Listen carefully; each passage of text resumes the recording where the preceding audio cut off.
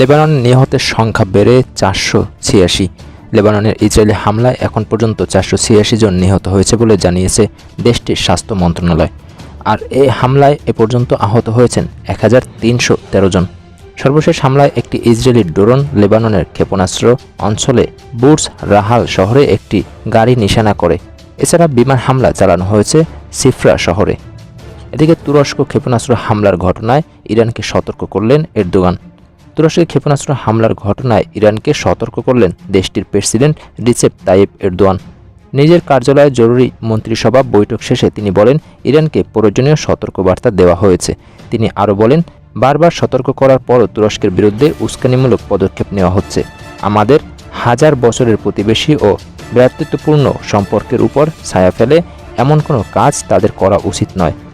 তবে সর্বশেষ হামলায় কোনো ক্ষয়ক্ষতি হয়নি উল্লেখ করে প্রেসিডেন্ট বলেন, আধছোড়া ক্ষেপণাস্ত্রটি প্রতিহত করা হয়েছে এবং এটি খোলা জায়গায় পড়ে। এর আগে 4 মার্চ ইরান তুরস্কের আকাশসীমায় একটি ক্ষেপণাস্ত্র ছুড়েছিল। তিনি আরও বলেন, সবচেয়ে বড় লক্ষ্য হলো আমাদের দেশকে এই সংঘাত থেকে দূরে রাখা। এদিকে আইআরজিসির সদর দপ্তরে ইসরায়েলের হামলার দাবি। ইরানি বিপ্লবী গার্ড আইআরজিসি সদর দপ্তরে আবারও নতুন করে একদফা হামলা চালানো হয়েছে বলে দাবি করেছে দেশটির সামরিক বাহিনী।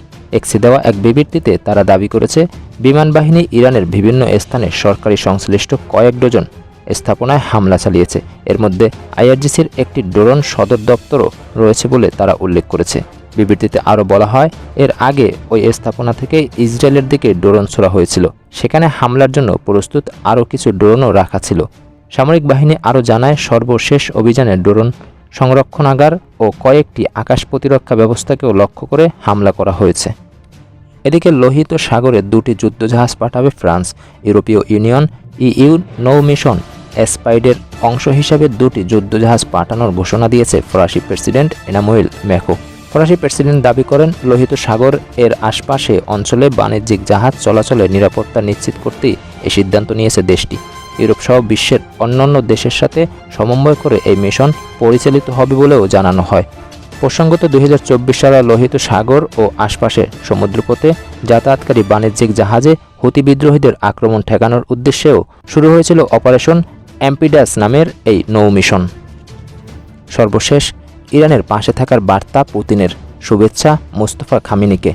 আয়াতুল্লাহ আলী খামেনির ছেলে ইরানের নতুন সর্বোচ্চ নেতা মুস্তফা খামেনিকে অটল সমর্থনের প্রতিশ্রুতি দিয়েছেন রাশিয়ার প্রেসিডেন্ট ভ্লাদিমির পুতিন। সোমবার এক বার্তায় তিনি তেহরানের প্রতি মস্কোর সংহতি পুনর্ব্যক্ত করেন বলে জানিয়েছে কাতার ভিত্তিক সংবাদ মাধ্যম আল জাজিরা। ইসরায়েল ও যুক্তরাষ্ট্রের বিমান হামলায় বাবা আয়াতুল্লাহ আলী খামেনি নিহত হওয়ার পর ছেলে মুস্তফা খামেনিকে এই পদে আসীন করা হয়। তার এই নিয়োগকে স্বাগত জানিয়ে পুতিন বলেন, আমি তেহরানকে আমাদের অটল সমর্থন এবং ইরানি বন্ধুদের সঙ্গে সংহতির বিষয়টি আবারও নিশ্চিত করতে চাই। রুশ প্রেসিডেন্ট বলেন, তিনি আত্মবিশ্বাসী যে মুস্তফা খামেনি তার বাবার কাজ সম্মানের সাথে এগিয়ে নিয়ে যাবেন এবং কঠিন পরিস্থিতির মুখে ইরানি জনগণকে ঐক্যবদ্ধ রাখবেন। এদিকে মুস্তফা খামেনির অধীনে ইরান প্রথম দফায় ইসরায়েলের দিকে ক্ষেপণাস্ত্র নিক্ষেপ করেছে বলে জানিয়েছে ব্রিটিশ সংবাদ মাধ্যম বিবিসি।